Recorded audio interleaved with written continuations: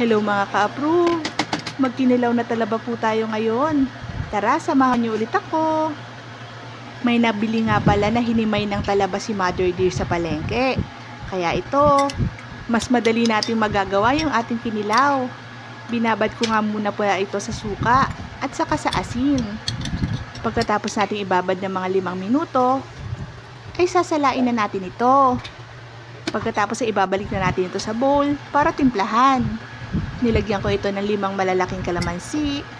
Tapos, half teaspoon ng asin, 1 teaspoon ng paminta, tapos konting magic sarap. Haluin po natin mabuti ito para maluto sa kalamansi yung oyster. Pagkatapos niyan, ilalagay na natin yung tinadtad nating sibuyas at saka yung ating luya. Tapos yung tinadtad din nating pipino at saka yung apple.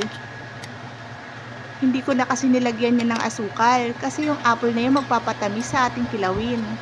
Kung mapapansin niyo rin, wala rin ako nilagay na sili kasi umiiwas ako sa maanghang ngayon, kaya dinagdagan ko na lang yung paminta. Ayan, haluin lang natin mabuti at gawa na ang ating kinilaw na talaba.